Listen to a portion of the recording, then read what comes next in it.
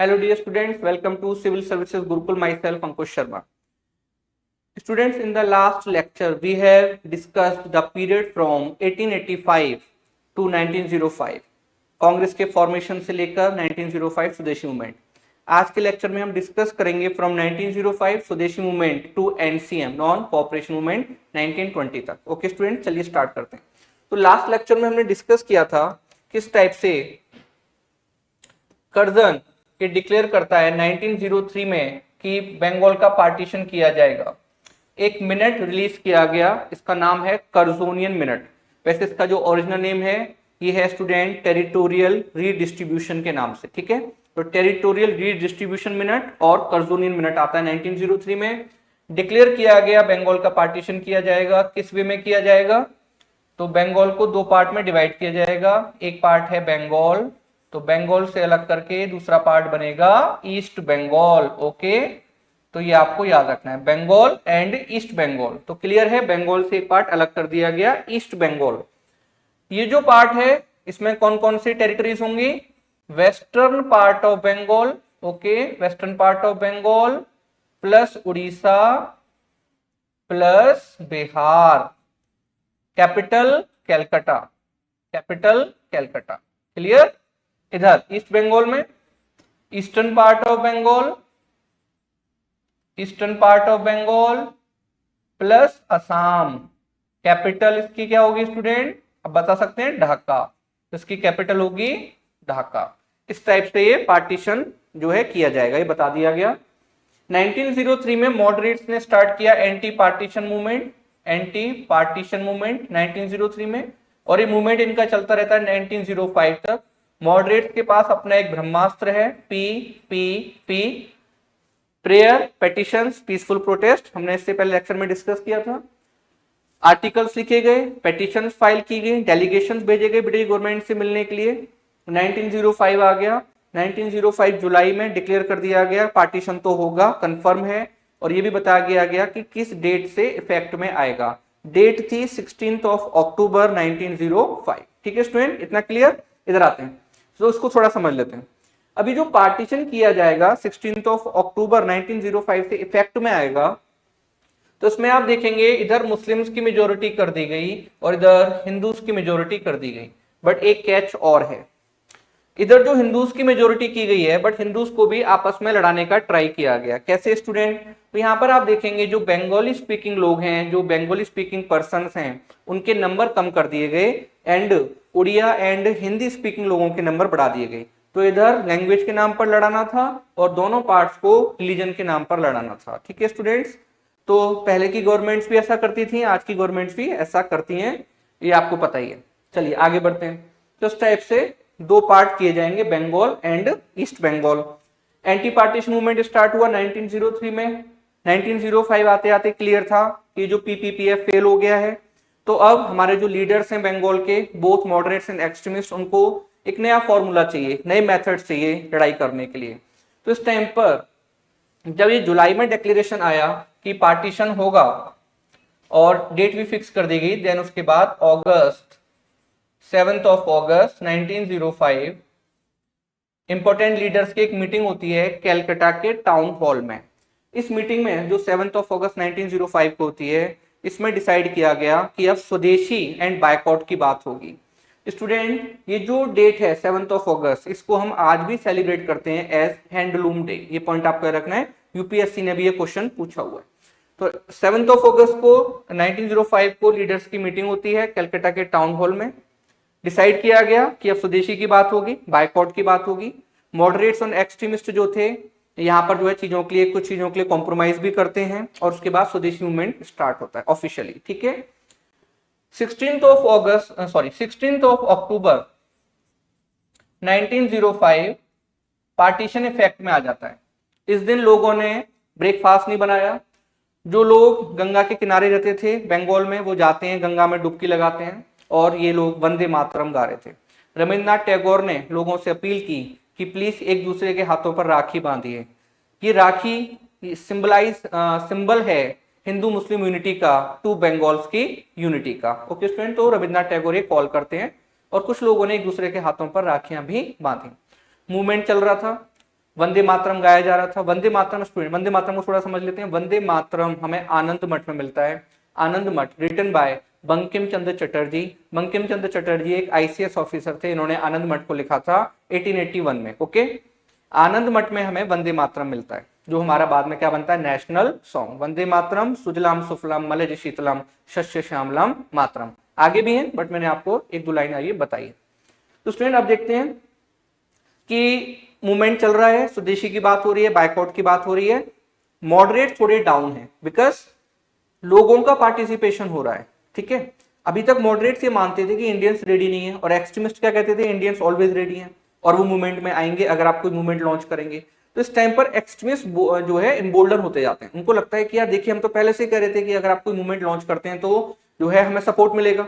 तो यहाँ पर मॉडरेट थोड़े डाउन जा रहे हैं, मॉडरेट थोड़े डाउन जा रहे हैं स्टूडेंट्स।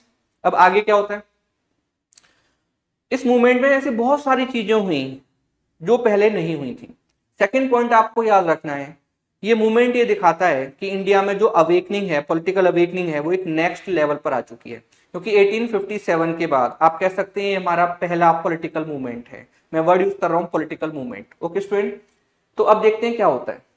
ये जो मूवमेंट है ना, इसमें स्टूडेंट बहुत सारी चीजें हो रही हैं, वो हमें समझनी है। चलिए वो हम देखते हैं।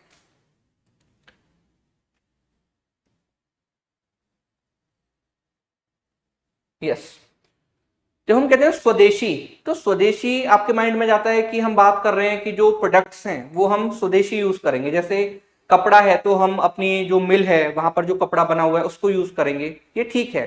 बट साथ में स्टूडेंट और बहुत सारी चीजें हुई है स्वदेशी, स्वदेशी के अंडर में। लाइक एजुकेशन की पहले बात करते हैं। हमारे लीडर्स ने स्टूडेंट्स को बोला कि हम आपके लिए कॉलेज एंड स्कूल्स ओपन कर रहे हैं, आप आइए और अपने स्कूल्स एंड कॉलेजेस में पढ़िए। जो ब्रिटिशर्स के गवर्नमेंट के कॉलेज एंड स्कूल्स उनको छोड़ दीजिए। बहुत सारे बच्चों ने बंगाल में स्कूल्स एंड कॉलेजेस जो है वो जो गवर्नमेंट के थे वो छोड़ दिए, और जो हमारे लीडर्स ने बनाए थे उनको वो ज्वाइन करते हैं। तो इस टाइम पर स्टूडेंट एक बहुत फेमस कॉलेज बनता है बंगाल नेशनल कॉलेज। इसके प्रिंसिपल बनते हैं अरबिंदो घोष। सेम टाइम पर नेशनल काउंसिल ऑफ एजुकेशन को फाउंड किया गया 1906 में। तो आप देख सकते हैं नेम देखिए, नेशनल काउंसिल ऑफ एजुकेशन 1906, और बंगाल नेशनल कॉलेज इसको जो है एस्टेब्लिश किया गया। केवल ये कॉलेज नहीं है, और बहुत सारे स्कूल्स एंड कॉलेजेस भी ओपन किए गए थे। ये बहुत ज्यादा इंपॉर्टेंट कॉलेज है। तो एजुकेशन में स्वदेशी की बात हो रही है। आगे आते हैं, पेंटिंग की बात करते हैं। इस टाइम पर हमारे एक पेंटर हैं, इनका नाम है अवनींद्रनाथ टैगोर। अवनींद्रनाथ टैगोर इंस्पिरेशन लेते हैं from Ajanta painting, Ellora painting, Mughal painting, Rajput painting, और ये कहते हैं कि हमें ब्रिटिशर्स की जो पेंटिंग स्टाइल है वहां से इंस्पिरेशन लेने की जरूरत नहीं है। हमारे यहाँ जो पेंटिंग है, जो एंशिएंट पेंटिंग है, वो बहुत अच्छी है, वहां से हम इंस्पिरेशन ले सकते हैं। अवनींद्रनाथ टैगोर ने एक सोसाइटी फाउंड की, Indian society of oriental art, और Indian society of oriental art ने अपनी स्कॉलरशिप दी। ये स्कॉलरशिप किसको मिली, नंदलाल बोस, नाम याद रखना, नंदलाल बोस। नंदलाल बोस कौन है स्टूडेंट, नंदलाल बोस वो पेंटर हैं जिन्होंने हमारा जो कॉन्स्टिट्यूशन जब लिखा गया तो वो हाथ से लिखा गया था, उसको कहते हैं मैन्युस्क्रिप्ट। तो पहली जो स्टूडेंट मैन्युस्क्रिप्ट है उसको इलस्ट्रेट किया है नंदलाल बोस ने। ये पॉइंट आपको याद रखना है। ओके, तो अवनींद्रनाथ टैगोर बहुत फेमस पेंटर हैं और नंदलाल बोस इनके डिसाइपल हैं। अवनींद्रनाथ टैगोर ने भारत माता की पोर्ट्रे भी बनाई है। ओके स्टूडेंट, तो अवनींद्रनाथ टैगोर ने भारत माता की पोर्ट्रे बनाई है। अभी हम नेक्स्ट उसको देखेंगे। आगे बढ़ते हैं, मूवमेंट आगे चल रहा था। रविन्द्रनाथ टैगोर ने इस टाइम पर लिखा आमार सोनार बांग्ला। आमार सोनार बांग्ला बाद में बांग्लादेश का नेशनल एंथम बनता है जब बांग्लादेश को आजादी मिली। कहां से स्टूडेंट, पाकिस्तान से। मैं आजादी वर्ड यूज कर रहा हूं बिकॉज कहीं ना कहीं पाकिस्तान ने, या हम कह सकते हैं वेस्ट पाकिस्तान ने, ईस्ट पाकिस्तान को बहुत ज्यादा ऑप्रेस किया हुआ था, सप्रेस किया हुआ था, बहुत ज्यादा एट्रोसिटीज हो रही थी। और जो कंट्री इस्लाम के नाम पर बना था, पाकिस्तान इस्लाम के नाम पर बना था, वहां पर आप देखेंगे मुस्लिम्स की क्या कंडीशन थी, किस टाइप से मुस्लिम्स को दबाया जा रहा था, बंगाली कल्चर को दबाया जा रहा था। और दैट्स वाई बांग्लादेश फिर जो है अलग बनता है, ईस्ट पाकिस्तान अलग होता है, बांग्लादेश बनता है। और उन्होंने अपना जो नेशनल एंथम है वो किसको बनाया, आमार सोनार बांग्ला। तो आपसे क्वेश्चन आएगा, बांग्लादेश का नेशनल एंथम किसने लिखा है, आंसर रविन्द्रनाथ टैगोर। मूवमेंट आगे चल रहा था। बाल गंगाधर तिलक ने इस मूवमेंट को यूज किया और लोगों को अट्रैक्ट किया। तो यहाँ पर बाल गंगाधर तिलक यूज करते हैं मूवमेंट को, और यहाँ पर शिवाजी फेस्टिवल महाराष्ट्र में सेलिब्रेट करते हैं। साथ में जो है शिवाजी फेस्टिवल और गणेश चतुर्थी को वो सेलिब्रेट करते हैं। इसकी जरूरत क्या थी, ये पॉइंट आपको समझना है। पार्टीशन हुआ था बंगाल का, मेन जो मूवमेंट चल रहा था वो बंगाल में चल रहा था। अब बाल गंगाधर तिलक अगर महाराष्ट्र के लोगों से बोलेंगे कि आइए और हमें सपोर्ट करना है बंगाल के लोगों को क्योंकि वहां का पार्टीशन हुआ है, तो कोई नहीं आएगा। इसलिए मास अपील तो ऐड करनी है। तो दैट्स वाई अगर बाल गंगाधर तिलक दो फेस्टिवल मनाते हैं, सेलिब्रेट करते हैं, शिवाजी फेस्टिवल और गणेश चतुर्थी, तो लोग उसमें आएंगे और ऐसा लगेगा कि ये जो पार्टिसिपेशन है ये स्वदेशी मूवमेंट का ही पार्ट है। ये पॉइंट आपको याद रखना है। तो इंडियंस में ये रहता है स्टूडेंट की दूसरे एरिया में क्या हो रहा है हमें कोई फर्क नहीं पड़ता, बिहार में फ्लड आ रही है, केरला में फ्लड आ रही है, हमें फर्क नहीं पड़ता है। तो that's why mass appeal add करने के लिए बाल गंगाधर तिलक महाराष्ट्र में शिवाजी फेस्टिवल और गणेश चतुर्थी या गणेश फेस्टिवल को पॉपुलराइज करते हैं। ये पॉइंट आपको याद रखना है, ठीक है स्टूडेंट। मूवमेंट आगे चल रहा था। ब्रिटिशर्स ने देखा कि बाल गंगाधर तिलक तो ये हिंदू फेस्टिवल्स को सेलिब्रेट कर रहे हैं, उनको मौका मिल गया। उन्होंने जाकर मुस्लिम लीडर को बोला, देखिए ये तो इंडिया को हिंदू राष्ट्र बनाना चाहते हैं, हमारे लीडर्स को क्या करना चाहिए था, इसको कंडेम करना चाहिए था और बताना चाहिए था हमारा ऑब्जेक्टिव क्या है, बट हम इन चीजों को भी समझ नहीं पा रहे थे। तो यहाँ से स्टूडेंट कहीं ना कहीं कम्युनलिज्म बढ़ती है और जो मुस्लिम लीडर्स थे उनको उनके माइंड में कहीं ना कहीं एक फियर आया कि क्या हम हिंदू राष्ट्र की तरफ जा रहे हैं, बट ऐसा कुछ भी नहीं था। ये डराया जा रहा था मुस्लिम लीडर्स को और मुस्लिम मासेस को, और ब्रिटिशर्स ये करते थे। फॉर एग्जाम्पल महात्मा गांधी एक आइडियल स्टेट के लिए राम राज्य की बात करते थे, तो ब्रिटिशर्स उसमें भी कहते थे कि महात्मा गांधी हिंदू राष्ट्र बनाना चाहते हैं। ये उनका तरीका होता था आपस में लड़ाने का। तो स्टूडेंट मूवमेंट चल रहा था। इसी टाइम पर हम देखते हैं, बात करते हैं इंडस्ट्रीज की, बात करते हैं साइंस की। जगदीश चंद्र बोस ये फेमस हो रहे हैं बंगाल में, ठीक है। जगदीश चंद्र बोस ये फेमस साइंटिस्ट हैं। इन्होंने इन्वेंट किया है क्रेस्कोग्राफ। ओके, क्रेस्कोग्राफ ये बताता है कि प्लांट में भी लाइफ होती है। क्रेस्कोग्राफ इन्होंने इन्वेंट किया है। आचार्य पीसी रे, प्रफुल्ल चंद्र रे, इनकी एक फैक्ट्री थी Bengal chemical factory. Bengal chemical factory बहुत अच्छा काम करती है। और अभी कोरोना के टाइम पर एक सॉल्ट था हाइड्रोक्सी क्लोरोक्विन, ये बड़ा फेमस रहा कोरोना के टाइम पर, तो इस पर भी वर्क किया है बंगाल केमिकल फैक्ट्री ने। सेम टाइम पर टाटा एक फैक्ट्री जो है वो एस्टेब्लिश करते हैं, इसका नाम है TISCO, Tata iron and steel company Jamshedpur. तो स्टूडेंट इस टाइप से मूवमेंट आगे बढ़ रहा था। बहुत सारी match box making, candle making, soap making factory जो है एस्टेब्लिश की गई। जो टेक्सटाइल इंडस्ट्री है, मिल्स हैं, ठीक है, बहुत नई नई मिल्स लगती हैं। जो हमारी हैंडलूम इंडस्ट्री है उसका जो है रिवाइवल होता है।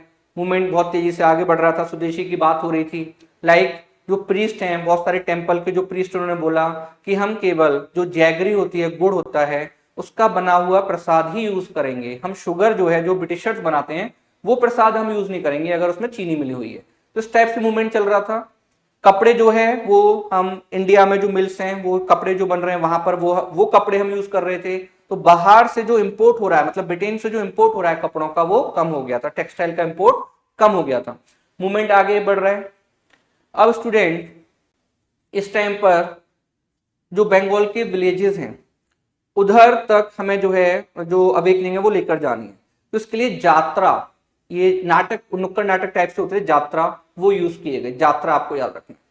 साथ में स्टूडेंट्स विलेज समितियां बनी, इनको वॉलंटियर समिति भी बोलते हैं। इसमें से एक बहुत फेमस है अनुशीलन समिति, एंड दूसरी एक और बनी थी, इसका नाम था स्वदेश बांधव समिति। अनुशीलन समिति का जो मेन वर्क रहा, उसने क्या किया, बंगाल में बहुत सारे अखाड़े बनाए। अखाड़े समझते हैं आप, जहां पर पहले बच्चे जाते थे, रेसलिंग वगैरह करते थे, ठीक है, अभी भी होता है, हरियाणा वगैरह बहुत ज्यादा होता है। तो अखाड़े बनाए। जब ये अखाड़े बनाए गए बंगाल में, तो इसका सबसे बड़ा फायदा ये हुआ, जो यूथ है बंगाल का वो अखाड़ों में आता था, वो अपनी जो है फिजिकल ट्रेनिंग लेता था और वहां पर पॉलिटिकल डिस्कशंस भी होते थे, ठीक है। साथ में एक दूसरी समिति बनी, स्वदेश बांधव समिति, फाउंडेड बाय अश्विनी कुमार दत्त। ये जो स्वदेश बांधव समिति है स्टूडेंट, ये विलेजेस में जा रही है, सैनिटेशन का काम कर रही है। विलेजर से पूछ रही है भाई डिस्प्यूट तो नहीं है कोई, तो अगर दो बंदों के बीच में कोई डिस्प्यूट है वो आते हैं, हाँ जी डिस्प्यूट है, बताइए क्या है, तो उसका सॉल्यूशन दिया गया। और लोगों से बोला गया कि आपको कोर्ट में जाने की जरूरत नहीं है, हम ऑन द स्पॉट आपको सॉल्यूशन देंगे। और इस स्वदेश बांधव समिति ने बहुत अच्छा काम किया। और भी बहुत सारी चीजों में लाइक बहुत सारी बुक्स लिखी गई, सॉन्ग्स लिखे गए। दो तीन हमारे राइटर बड़े फेमस हुए, जैसे दक्षिणा रंजन मित्र मजूमदार। दक्षिणा रंजन मित्र मजूमदार ने ठाकुर मार झूली लिखी। इसका जो मीनिंग है वो है ग्रैंड मदर्स टेल्स, दादी माँ की कहानियां। आज भी बंगाल के बच्चे दादी माँ की कहानियां जो बुक है इसको पढ़ते हैं, ठीक है स्टूडेंट्स। साथ में और भी हमारे राइटर्स हैं जैसे रजनीकांत सेन, द्विजेंद्र नाथ राय, इस टाइप से बहुत सारे और भी हमारे राइटर्स हैं जिन्होंने बुक्स को लिखा, सॉन्ग्स को लिखा। मूवमेंट आगे बढ़ रहा था।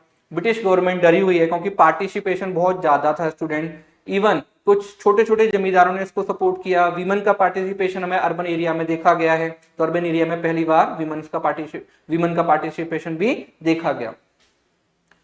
अब आगे बढ़ते हैं, थोड़ा स्टूडेंट समझने का ट्राई करते हैं। तो ये देखिए, ये है अवनींद्रनाथ टैगोर और इन्होंने इस टाइप से ये पोर्ट्रे बनाई है, भारत माता को दिखाया है।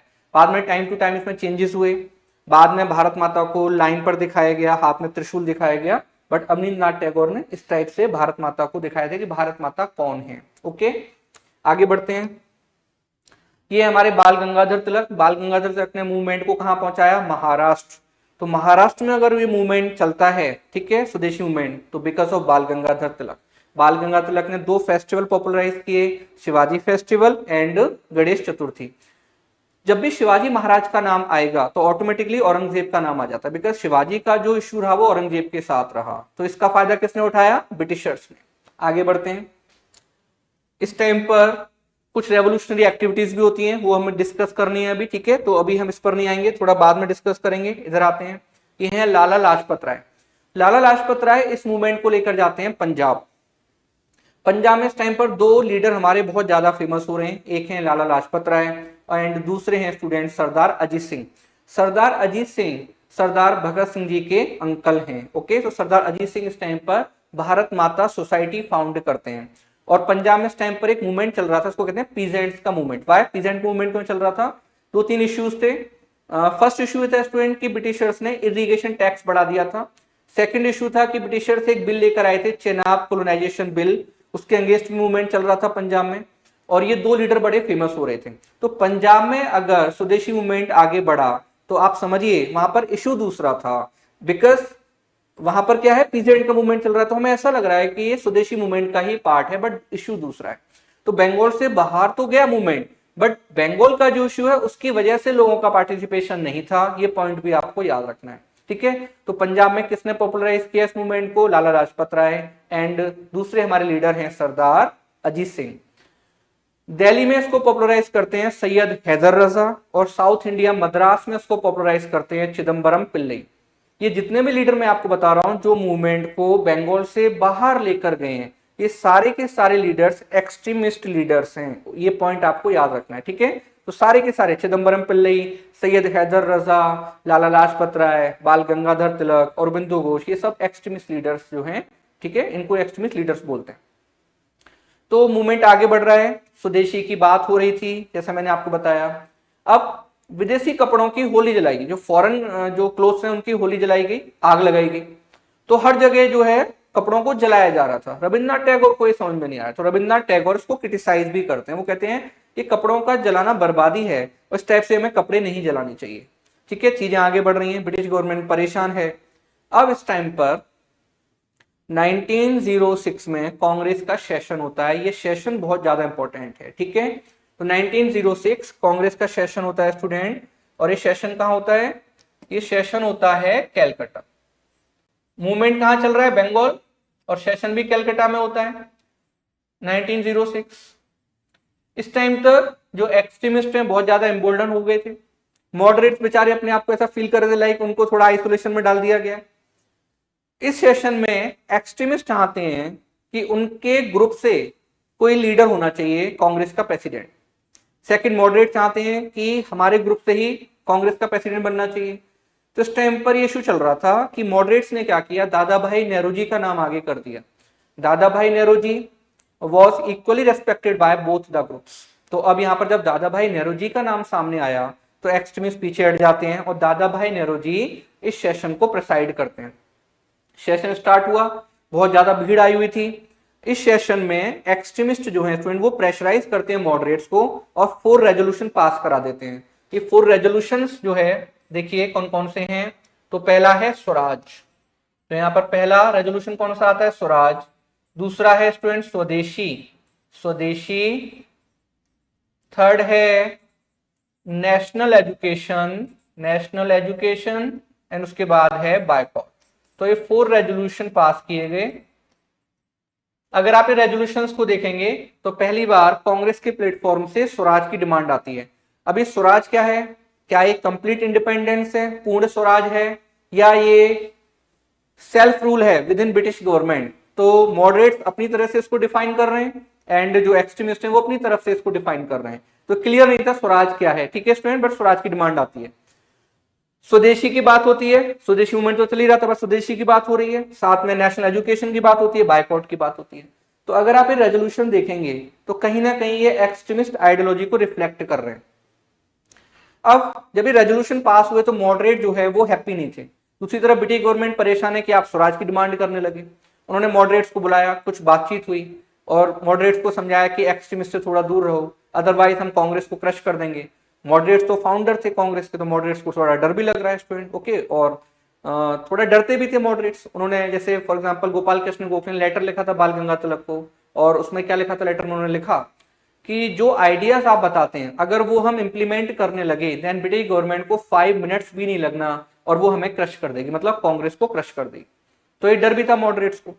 चीजें चल रही थी स्टूडेंट्स, मूवमेंट भी चल रहा था। इस सिचुएशन में अब कांग्रेस का सेशन, नेक्स्ट सेशन होता है 1907। ये सेशन कहां होता है? ये सेशन होता है स्टूडेंट सूरत में। ओरिजिनली ये सेशन होना था नागपुर में, जो मैं आपको अब समझाने वाला हूं, समझने का ट्राई करना स्टूडेंट। जो नेक्स्ट सेशन है 1907 का, ये होना था नागपुर, ओके। अब नागपुर उस टाइम पर किसका पार्ट है? CP, central province. आज की डेट में क्या बोलते हैं इसको? मध्य प्रदेश। तो नागपुर सेंट्रल प्रोविंस का पार्ट था।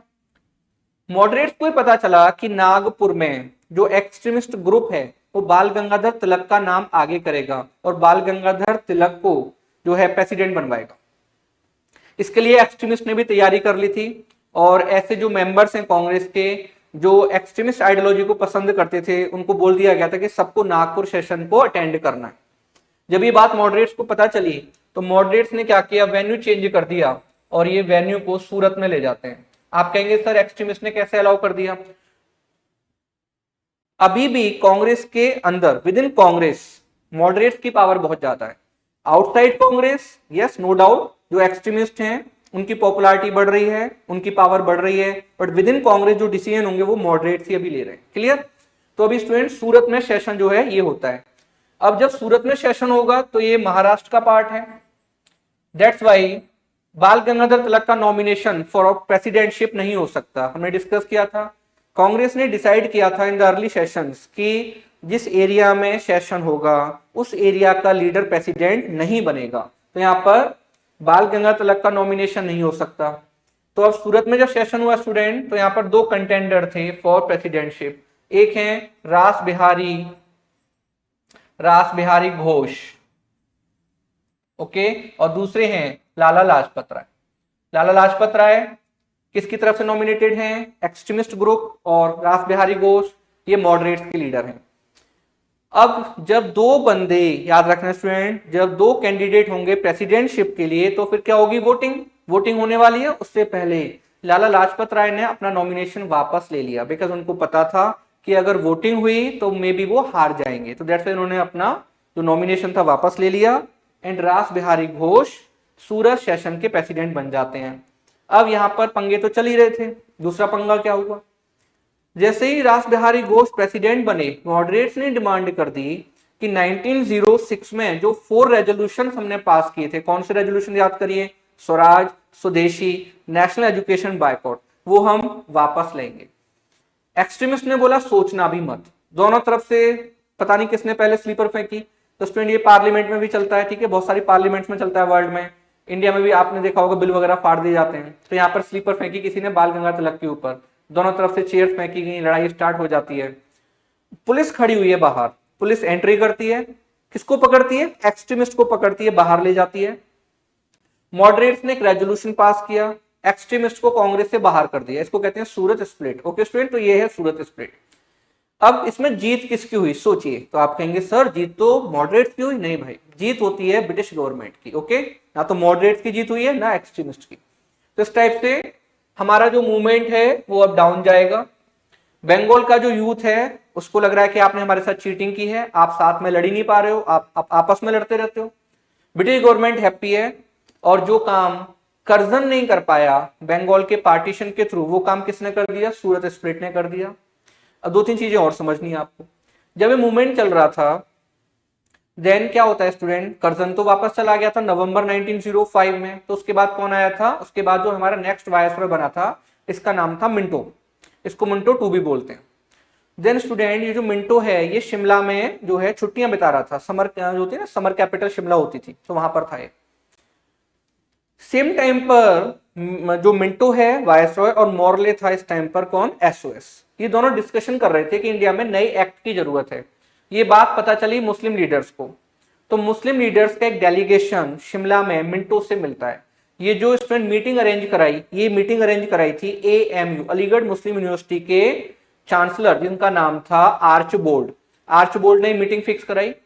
इस मीटिंग में ये मुस्लिम लीडर जो है जाकर शिमला में मिंटो से मिलते हैं। ये बात है अक्टूबर 1906 की। तो अक्टूबर 1906 में ये जाते हैं और शिमला में मिंटो से मिलते हैं, पूछते हैं कि क्या इंडिया में नया एक्ट बनने वाला है? मिंटो ने बोला यस। तो उन्होंने बोला कि फिर उसमें मुस्लिम्स को आप जो है सेपरेट इलेक्टोरेट दीजिए। तो यहां से इनकी डिमांड आती है सेपरेट इलेक्टोरेट की। मिंटो को आइडिया अच्छा लगा, उसने बोला ओके, हम इस पर जो है सोचेंगे, इस पर जो है हम आगे फैसला लेंगे। अब ये जो डेलीगेशन था जो मिंटो से मिला था स्टूडेंट अक्टूबर 1906 में, ये जो मुस्लिम्स का डेलीगेशन है, इसने फिर से एक मीटिंग करी दिसंबर में, दिसंबर 1906 में। और इस मीटिंग में ये डेलीगेशन जो बाद में मीटिंग करता है, एक पार्टी बनाता है। इस पार्टी का नाम है मुस्लिम लीग।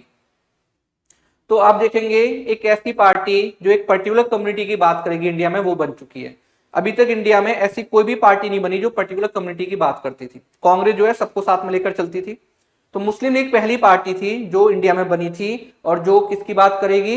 एक पर्टिकुलर कम्युनिटी। ना तो हिंदू महासभा भी बनी है, आरएसएस भी नहीं बनी है, अकाली पार्टी भी नहीं बनी है। ओके, मुस्लिम लीग सबसे पहले बन जाती है, और इसका ऑब्जेक्टिव क्या था? मुस्लिम्स के राइट्स को देखना। ओके, तो ये मुस्लिम लीडर्स को बड़ा डर था, और ये कहते थे, कुछ लीडर्स क्या कहते थे? कहते थे कि अगर ब्रिटिश गवर्नमेंट चली गई तो हिंदूज हमें रूल करेंगे, हमें हिंदूज के अंडर में रहना पड़ेगा, क्योंकि इनका माइंड सेट था कुछ मुस्लिम लीडर्स का, और इनको लगता था कि अभी तो हमने हिंदूज को रूल किया है बहुत सालों से, हमने कहते 800 ईयर्स से रूल किया है, और अभी हमें इनके अंडर में रहना पड़ेगा। तो बहुत बड़ी दिक्कत इनको हो रही थी।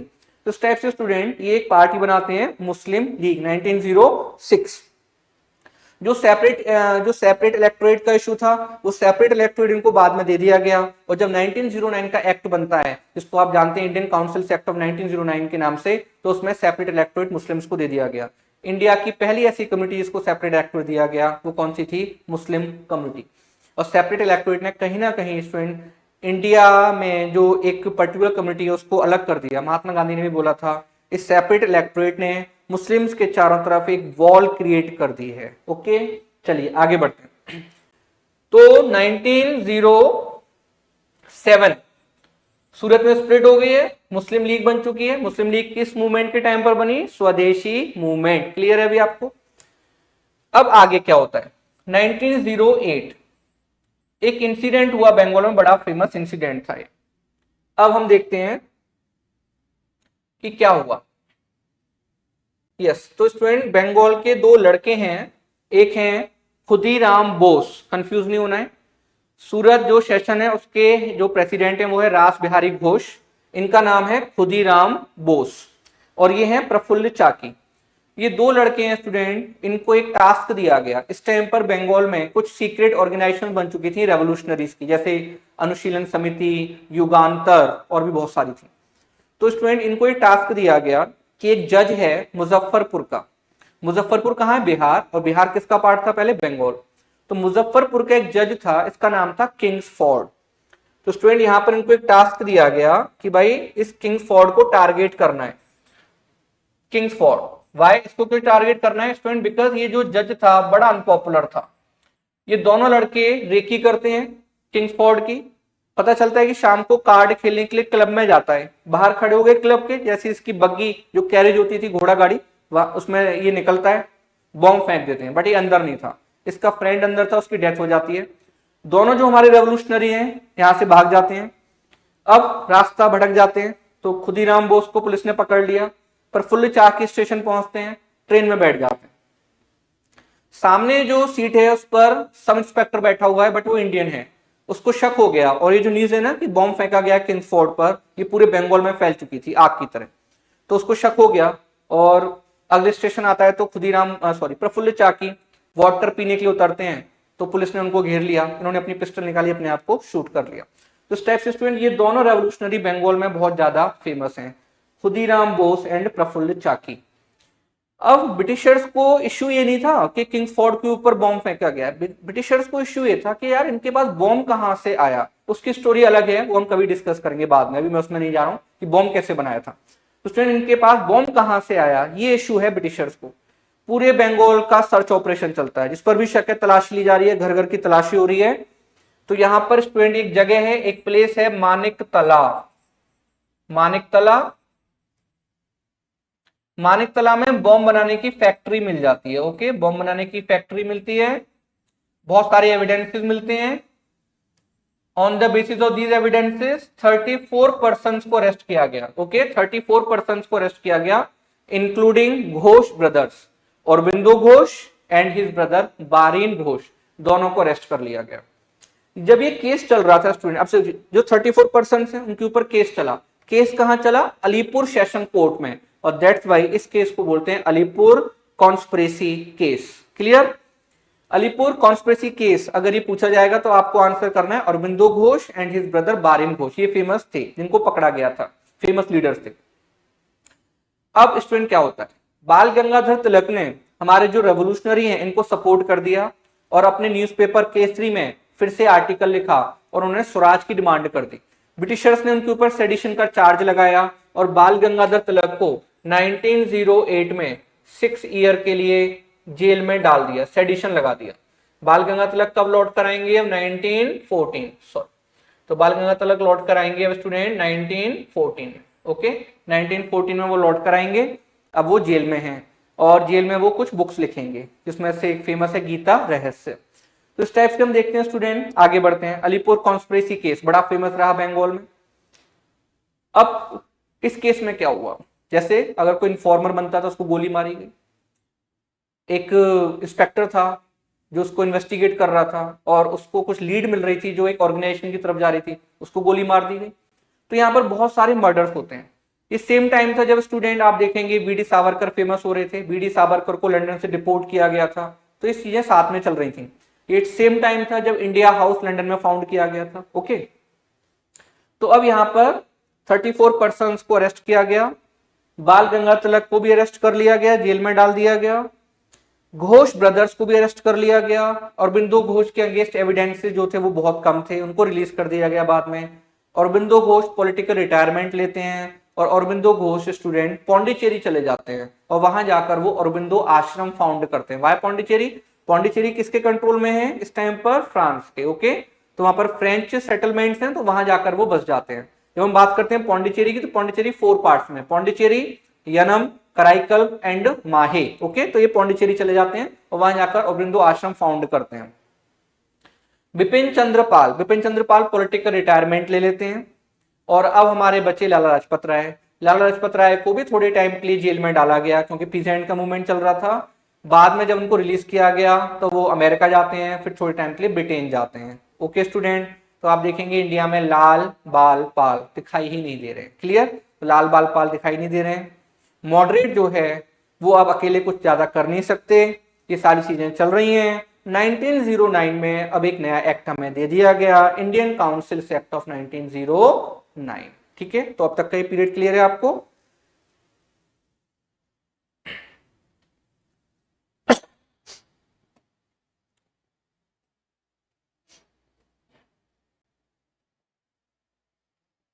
यस, ये देखिए स्टूडेंट, ये है लाला लाजपत राय, सुरेंद्रनाथ बैनर्जी एंड अरबिंदो घोष। ठीक है, अरबिंदो घोष। ये सूरज सेशन की पिक है, सूरज सेशन।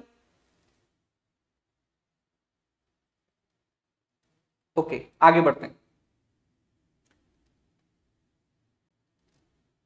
यस, अब देखिए, तो 1909 में इंडियन काउंसिल्स एक्ट ऑफ 1909 बना दिया गया।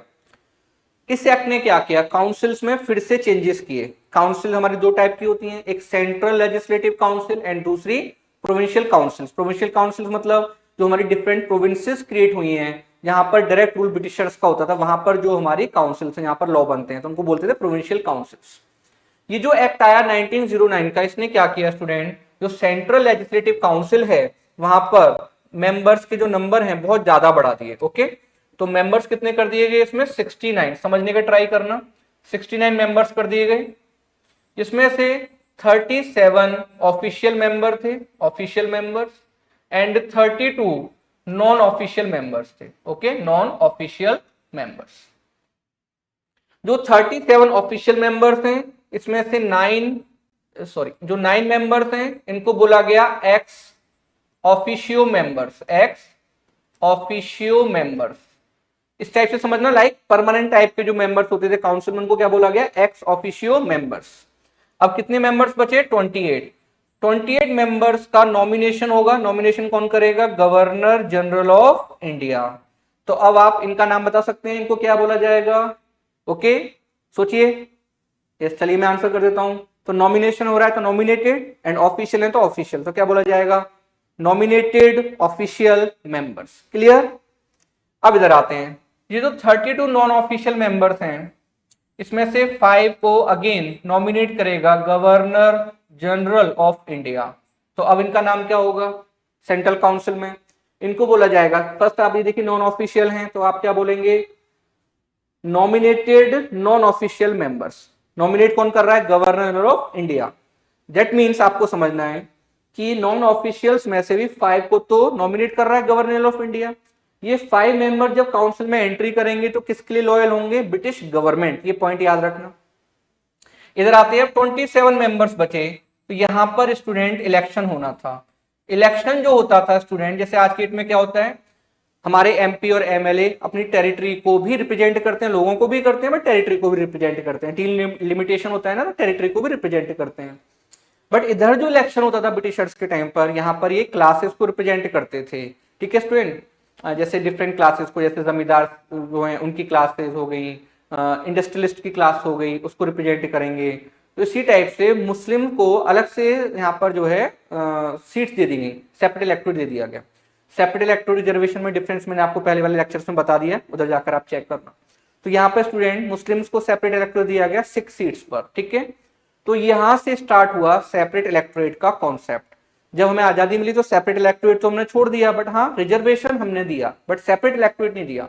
सेपरेट इलेक्टोरेट में सेम कम्युनिटी का बंदा and same community he vote करेगी, दूसरे वोट नहीं कर सकते। इसको क्या कहते हैं, सेपरेट इलेक्टोरेट। तो जो इलेक्शन होगा वो इधर 27 मेंबर्स का होगा। क्लियर, तो 27 मेंबर्स का इलेक्शन होना था। तो इस टाइप से सेंट्रल लेजिस्लेटिव काउंसिल को क्या कर दिया गया स्टूडेंट, बहुत ज्यादा एक्सपेंड कर दिया गया। अब आपसे क्वेश्चन आ सकता है, सेंट्रल लेजिस्लेटिव काउंसिल में किसकी मेजोरिटी थी, ऑफिशियल मेंबर और नॉन ऑफिशियल मेंबर। तो आपका आंसर क्या होगा, ऑफिशियल मेंबर्स। बट इस एक्ट ने जो प्रोविंशियल काउंसिल्स हैं वहां पर नॉन ऑफिशियल मेंबर्स की मेजोरिटी कर दी। क्लियर, जो उससे पहले वाला एक्ट आया था उस एक्ट में centre as well as provincial council दोनों जगह ऑफिशियल मेंबर्स की मेजोरिटी थी। इस एक्ट ने सेंटर में तो ऑफिशियल मेंबर्स की मेजोरिटी रखी, बट जो प्रोविंशियल काउंसिल है वहां पर किसकी मेजोरिटी कर दी, नॉन ऑफिशियल्स। बट इशू क्या था, बहुत सारे नॉन ऑफिशियल्स को कौन नॉमिनेट करता था, गवर्नर जनरल या गवर्नर। तो वहां से दिक्कत ये होती थी कि जो नॉमिनेटेड मेंबर होते थे वो गवर्नमेंट के लिए लॉयल होते थे। क्लियर स्टूडेंट, चलिए आगे बढ़ते हैं, फंक्शंस की बात करते हैं। तो आप बजट पर डिस्कशन कर सकते हैं, बट वोटिंग अभी भी नहीं हो सकती थी, ये पॉइंट आप कर रखते हैं। बजट पर डिस्कशन हो सकता है, सप्लीमेंट्री क्वेश्चंस आप पूछ सकते हैं, बट वोटिंग अभी भी नहीं होगी। तो आपसे जो क्वेश्चन आएगा, सेपरेट इलेक्टोरेट किस एक्ट ने पहली बार दिया, 1909 के एक्ट ने। इस एक्ट के अंडर में हमारे बहुत सारे लीडर्स एंट्री करते हैं काउंसिल्स में, जैसे गोपाल कृष्ण गोखले एंट्री करते हैं। और 1910 में गोपाल कृष्ण गोखले काउंसिल से बात करते हैं और वो कहते हैं कि हमें इंडिया में फ्री एजुकेशन की, फ्री और कंपलसरी एजुकेशन की जरूरत है। तो गोपाल कृष्ण गोखले इस टाइप की बातें भी करते हैं। ठीक है, आगे बढ़ते हैं। एक तरफ मूवमेंट वीक हो रहा था, रेवोल्यूशनरी एक्टिविटीज चल रही थी, जैसे हमने डिस्कस किया Alipur conspiracy case, extremist leader jail में थे, लाल बाल पाल की एक्टिविटी अभी थोड़ी डाउन थी, बाल गंगाधर तिलक तो जेल में थे, औरबिंदो घोष ने रिटायरमेंट ले लिया, बिपिन चंद्र पाल ने भी रिटायरमेंट ले लिया, और साथ में आप देखेंगे स्टूडेंट तो लाला लाजपत राय वो अभी दूसरे कंट्रीज में है, वो बाहर हैं। इस टाइम पर मॉडरेट जो है वो थोड़े सेटिस्फाइड हैं, और थोड़े से अगर नहीं भी हैं तो वो ज्यादा कुछ कर नहीं सकते। तो अब हमारे रेवोल्यूशनरी जो हैं उनकी एक्टिविटी बहुत ज्यादा बढ़ने वाली है, जिसमें से एक केस मैंने आपको भी डिस्कस किया। दूसरा केस देखते हैं। अब स्टूडेंट आगे क्या होता है ये समझिए। 1911 में ब्रिटिशर्स क्या करते हैं, दो चीजें हुई। जॉर्ज फाइव, ब्रिटेन का जो किंग है जॉर्ज फाइव, वो इंडिया आता है। दो डेक्लेरेशन होते हैं। पहला डेक्लेरेशन जो इंपॉर्टेंट था, जो बंगाल का पार्टीशन हुआ है उसको एनल कर दिया गया। एंड सेकंड डेक्लेरेशन ये था, इंडिया की जो कैपिटल है वो कैलकाटा से शिफ्ट करके कहां ले जाई जाती है, दिल्ली। ओके, तो दो डेक्लेरेशन इंपॉर्टेंट है। कैपिटल शिफ्ट हो रही है, टाइम लगता है। 1912 में हार्डिंग, इस टाइम पर अब जो वायसरॉय उसका नाम क्या है, हार्डिंग। हार्डिंग ऑफिशियल एंट्री करता है दिल्ली में, न्यू दिल्ली में। इसका जो प्रोसेसन है, जो जुलूस है, वो निकल रहा था स्टूडेंट चांदनी चौक से। एलिफेंट पर ये बैठा हुआ था। इसके ऊपर बॉम्ब फेंका गया। बॉम्ब फेंकने वाले जो हमारे रेवोल्यूशनरी में मेन थे, रास बिहारी बोस। ठीक है, अब कंफ्यूज नहीं होना है। सोचिए, सूरत सेशन के प्रेसिडेंट रास बिहारी घोष।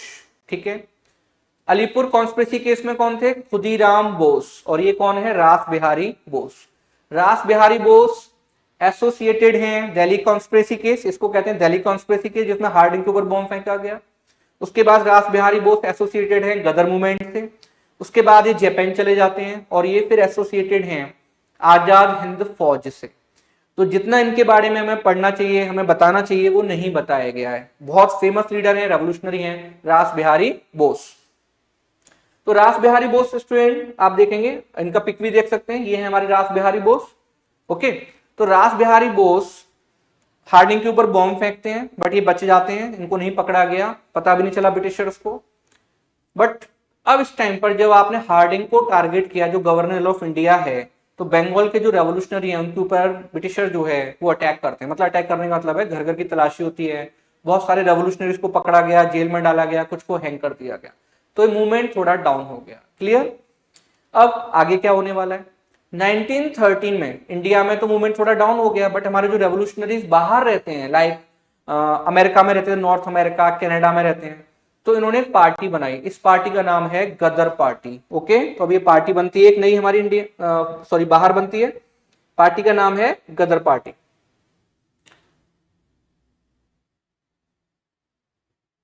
गदर पार्टी ये है स्टूडेंट एनी बेसेंट। ओके, चलिए अभी हम डिस्कस करेंगे इनको, पहले गदर पार्टी थोड़ा समझ लेते हैं।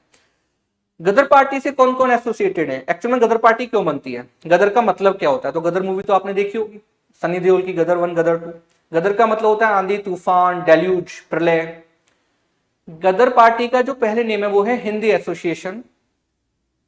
हमारे बहुत सारे लोग इंडिया से बाहर गए, जिसमें से पंजाब मेन हमारा प्रोविंस है जहां से लोग बाहर जा रहे थे, अभी भी जा रहे हैं, पहले भी जाते थे। तो ये कनाडा में जाकर बसे, नॉर्थ अमेरिका में जाकर बसे। इन्होंने वहां पर लोकल्स की जॉब ले ली। जॉब ऐसा कुछ छीन नहीं ली, हाँ हमारे लोग मेहनती थे, कम पैसे में काम करते थे, तो वहां पर जो कंपनीज हैं इनको जॉब देती थी, अभी भी ये होता है। देन स्टूडेंट जो लोकल्स हैं वो परेशान होने लगे और वो इनको रेस्पेक्ट नहीं करते थे। तो हमारे जो लोग बाहर बसे उनको लगता है कि यार हमें रेस्पेक्ट क्यों नहीं मिल रहा है। इनको समझ में आया बिकॉज हम इंडिया में आजाद नहीं है, दैट्स वाई हमें रेस्पेक्ट नहीं मिल रहा है। तो इन लोगों ने इंडिया की आजादी के लिए काम स्टार्ट किया, एक पार्टी बनाई गदर पार्टी। फेमस लीडर थे लाला हरदयाल, करतार सिंह सराभा, सोहन सिंह भकना, रघुवर दयाल और बहुत सारे लीडर्स थे। इन लोगों ने पार्टी बनाई सैन फ्रांसिस्को में 1913 में। इस पार्टी का ऑब्जेक्टिव था ब्रिटिशर्स को इंडिया से भगाना थ्रू आर्म्ड रिवोल्ट। और इसका ये बहाना, इसका ये मौका ढूंढ रहे थे कि एक मौका मिले तो हम ब्रिटिशर्स को इंडिया से भगाएं। मौका मिलता है 1914 में। उस टाइम पर स्टूडेंट क्या होता है, 1914 में वर्ल्ड वॉर 1 स्टार्ट हो जाती है। वर्ल्ड वॉर 1 के टाइम पर जो गोरे या आप कह सकते हैं यूरोपियन सोल्जर्स हैं जो इंडिया में थे, उनकी पोस्टिंग यूरोप में हो जाती है। और एक ऐसा टाइम था जब इंडिया में ओनली 10,000 सोल्जर्स रह जाते हैं। इसी टाइम पर कामागाटा मारू इंसिडेंट हो जाता है। कामागाटा मारू इंसिडेंट क्या था स्टूडेंट, तो एक शिप था हमारा जो हांगकांग से चलता है, इंडियंस उसमें बैठे हुए थे, साउथ ईस्ट एशिया में रहने वाले इंडियंस। ये शिप जाता है कनाडा। कनाडा की अथॉरिटी इस शिप को जो है पोर्ट पर नहीं आने देती, इस शिप को बीच में रोक दिया गया। वाई? क्योंकि कनाडा ने एक लॉ बनाया हुआ है, केवल उस शिप को अलाउ करेंगे एंड उस इंडियन को अलाउ करेंगे जो सीधे ट्रेवल करके आया है इंडिया से कनाडा। अगर आप बीच में रुक कर आए तो आपको अलाउ नहीं किया जाएगा, ना आपको पीआर मिलेगा। तो शिप को रिटर्न कर दिया गया। शिप में पंजाबी लोग ज्यादा थे, जब ये शिप लौट कर आया तो अभी हांगकांग नहीं लाया गया, इस शिप को कलकत्ता के पास एक छोटा सा पोर्ट है बजबज, वहां लाया गया। जैसे ये शिप बजबज में उतरा स्टूडेंट, वहां पर पुलिस खड़ी हुई थी और पुलिस को ये शक था कि इस शिप में बहुत सारे गदर रेवोल्यूशनरीज हैं, तो वो तलाशी लेने लगी। जो पैसेंजर थे वो परेशान थे, पुलिस के साथ क्लैशेस हो जाती हैं, इसमें हमारे 20 से लेकर 22 मेंबर्स या आप कह सकते हैं पैसेंजर्स मारे जाते हैं, इंडियंस मारे जाते हैं सॉरी। तो इसके बाद इंडिया में बहुत ज्यादा गुस्सा है, वर्ल्ड वॉर 1 भी स्टार्ट हो चुका था। इस टाइम पर गदर रेवोल्यूशनरीज ने डिसाइड किया कि अब पंजाब में एक आर्म्ड रिवोल्ट कराया जाएगा।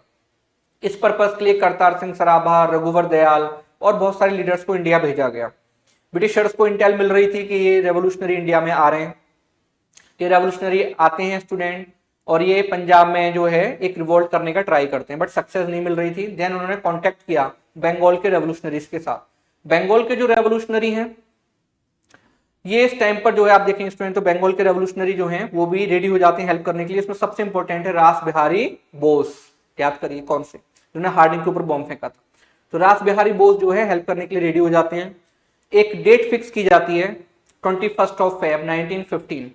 इस डेट को पंजाब की जो गैरिसन है, मतलब कैंटोनमेंट जहां पर आर्मी रहती है, वहां पर रिवोल्ट होना था और हमारे सोल्जर्स ने करना था। जैसे रावलपिंडी अभी तो पाकिस्तान में चला गया है, अंबाला, फिरोजपुर, यहाँ पर ही रिवोल्ट होना था। बट ऐसा आपको पता है प्लान लीक हो गया और उसके बाद जो है ब्रिटिशर्स ने एक्शन लिया, बहुत सारे गदर रेवोल्यूशनरीज को हैंग किया गया और स्टूडेंट आप देखेंगे कुछ को जेल में डाल दिया गया। अबाउट 200 को हैंग किया गया था, इंक्लूडिंग करतार सिंह सराभा। तो इस टाइप से ये मूवमेंट थोड़ा डाउन जाता है बट खत्म नहीं हुआ। इसी पार्टी के जो रेवोल्यूशनरी है इनका नाम है ऊधम सिंह, ये बाद में जाकर उस माइकल ओ डायर को मारते हैं जो जलियांवाला बाग इंसिडेंट के टाइम पर पंजाब का गवर्नर था। ओके स्टूडेंट, तो ऊधम सिंह बाद में उसको जाकर मारते हैं जो गदर पार्टी के ही मेंबर थे। तो इस टाइप से गदर पार्टी अपना वर्क कर रही थी।